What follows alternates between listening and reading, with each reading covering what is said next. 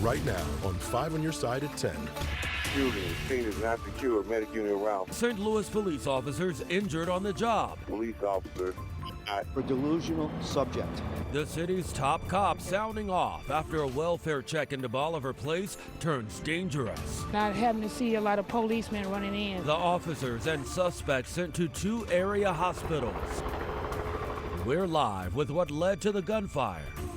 Thank you for joining us at 10. I'm Brent Solomon. Tonight, 2 St. Louis police officers were hurt after police say the 71-year-old suspect opened fire. He, too, was injured in the altercation. 5 on Your Side's Robert Townsend has been covering this story since it broke. He joins us live outside of Barnes-Jewish Hospital. Robert, how are the officers and that suspect doing tonight? Hey there, Brent. Chief Robert Tracy says his 2 police officers and the suspect are expected to be okay. Now, the 2 officers are recovering here. The suspect tonight remains at St. Louis University Hospital. Gunfire rang out inside an apartment at Winter Garden Apartments in the Bolivar Place neighborhood Friday afternoon. News quickly spread that 1 St. Louis police officer was shot in his arm and shoulders. Another officer suffered cuts on their hands. I got scared and ran off on this lot. Jillian Atkins and many of her neighbors couldn't get inside their apartments because police put up crime scene tape and entered the suspect's 3rd floor unit.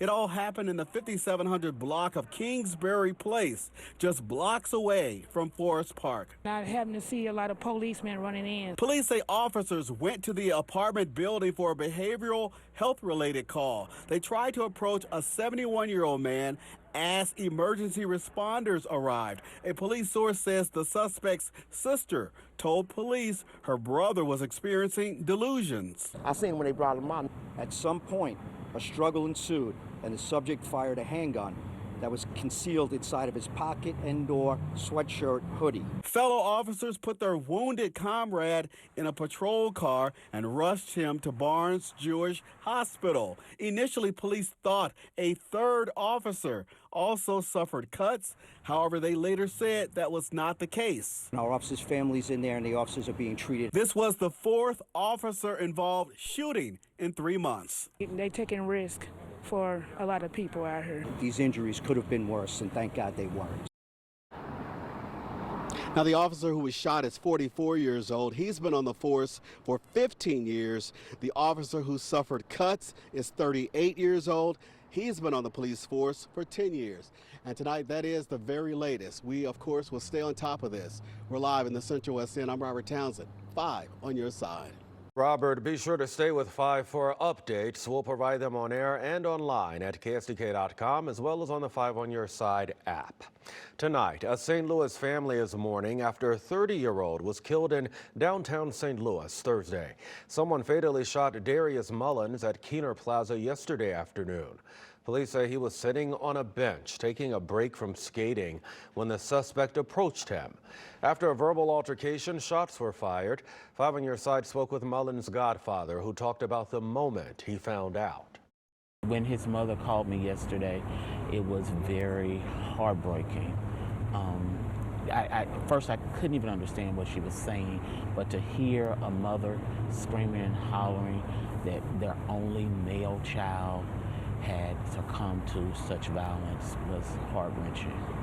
There is a memorial in place there at Keener Plaza for Mullins. Tomorrow, his family plans to gather there to honor him. Police still looking for the suspect. Tonight, a music teacher from Mascoutah is behind bars accused of sexual misconduct involving minors. Reed Setterland is charged with aggravated criminal sexual assault and indecent solicitation. Police say he sexually abused 2 girls under 18 years old last February. They believe the crimes happened at his home, where he runs a private business. Anyone with information is asked to contact Mascoutah Police at the numbers on your screen. Right now, the St. Clair County Sheriff's Office is asking for your help to find this man. John Galladay is charged with a shooting on a Metrolink train. It happened 2 weeks ago on April 13th. The Sheriff's Office says 2 people were fighting when the gun went off. The train stopped in East St. Louis, and they say Galladay ran away. The victim went to the hospital. Anyone with information on where Galladay may be, contact police. Well, new tonight, a Southern Illinois judge has granted a statewide injunction against the state's weapons ban. The Protect Illinois Communities Act actually ended the sale and even the delivery of certain firearms and high-capacity magazines. The injunction blocks enforcement of the law all across the state. Now, the Illinois Attorney General's office says it plans to file an appeal. Right now, multiple cases regarding that controversial ban are pending. Well, it is a call for change coming from three prominent local leaders. They're asking for the St. Louis City and County Circuit Attorney's offices to merge. This after the city's top prosecutor, Kim Gardner, is facing criticism. 5 on your side's Justina Coronel breaks it all down. We can't let this go on and on and on. It's hurting the entire region, not just our in particular jurisdictions. Terry Briggs is the mayor of Bridgeton, the oldest community in St. Louis County. He's seeking something new. The mayors have proposed doing is to transfer the powers and duties of the Circuit Attorney's office in St. Louis City to the elected county prosecutor. These 4 St. Louis County mayors came together to come up with a consolidation plan. And this week, these 3 leaders also jumped on board. The St. Charles County and Jefferson County executives and Franklin County commissioner. Different people want to do different things, but I think, at least among the people that I talk to, there's a consensus that what we have now just is not working. And the facts, are scary. If you're a citizen, now they're very encouraging if you're a criminal. Their problems stem from crime and criminals they claim are coming from the city. And that creates problems for all of us, not just in the city of St. Louis, because criminals, they could be coming back and forth. Briggs believes this idea could pass by attaching it to a current bill. We would look at a change in state statute, and that's why it's going through the General Assembly. If they would pass the bill, then there would be a process to transfer all those authorities and cases over to the county prosecutor along with the funding. It's a proposed pitch to fix what they think is broken. It hurts all of us. As they search for solutions, they only hope to find change. We all are in this together as a region. Justina Cornell, 5 on your side. And Gardner's office is not commenting on that proposal. The county prosecutor's office is. You can read that statement right now at ksdk.com. Tonight, remembering a local blues musician. Tom Hall passed away Saturday in a house fire. For the past 18 years, he would perform at Squires in Soulard.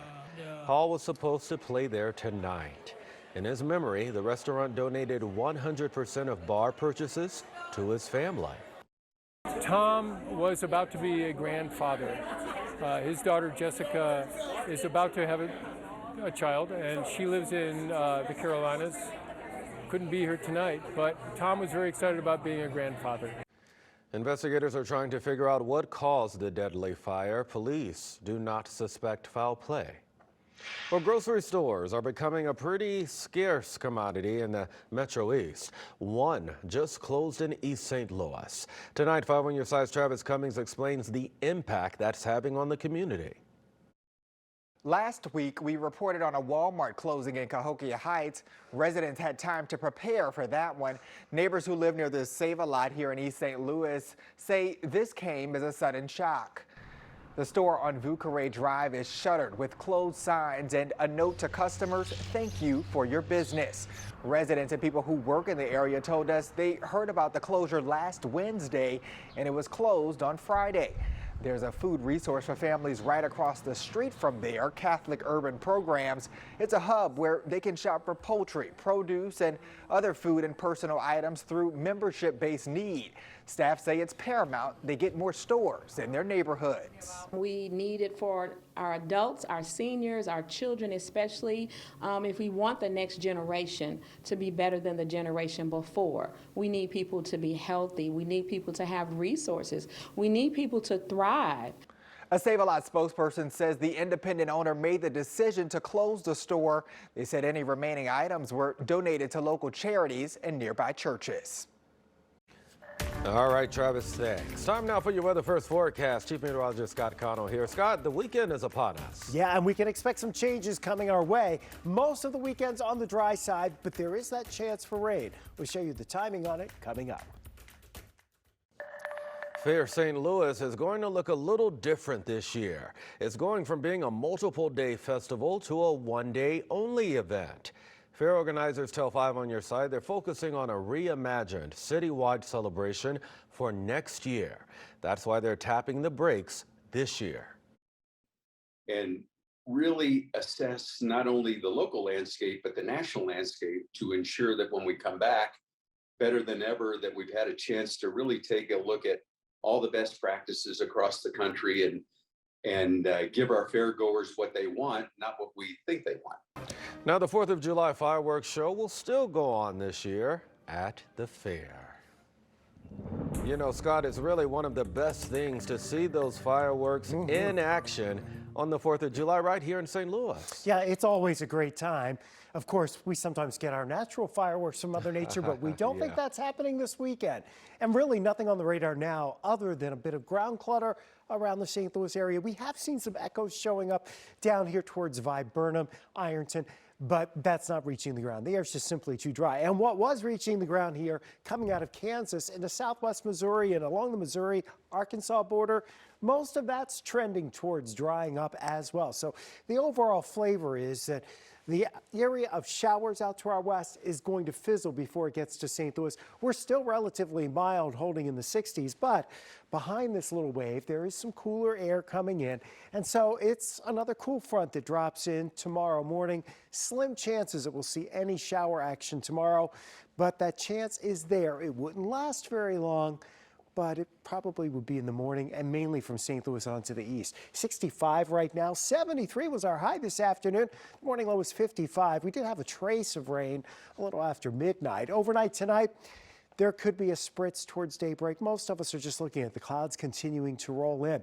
You know, our 5 on Your Side weather watchers always active taking pictures. Paul shared this with us from Washington, Missouri. How about this? It's the Washmo barbecue and Blues Fest going on this weekend. Kicked off tonight. If you're going out tomorrow, clouds in the morning. Things open up around 11 o'clock, but the afternoon hours into the early evening should be pretty bright. We'll be back into the upper 60s. So as we go through the overnight into tomorrow, we are going to find mainly dry conditions with the clouds. We get into tomorrow afternoon, we'll try to find a few showers developing, especially east and southeast of St. Louis. Doesn't look to amount to much. More sunshine during the evening hours, which means skies should be clearing out as Portland comes to town to take on City SC over at City Park. There'll be a breeze, but it's still relatively mild. That breeze, though, is going to pick up on Sunday. It gets very gusty. We could have 30, maybe even some 35 to 40 mile per hour wind gusts, and you'll look for temperatures in the upper 50s to lower 60s. That's on the chilly side, and we'll keep those cooler temperatures going into the beginning of next week, back around average as we head towards the middle of next week and maybe slightly above after that. Most of this weekend is dry. You will have that chance for a spot shower tomorrow, especially east of St. Louis and also east of the metro area as we head into Sunday afternoon. Well, none of those natural fireworks this weekend. Nope. That's a good thing. Scott, thank you much. That does it for your news at 10. We have Corey Miller standing by with 5 on Your Side live.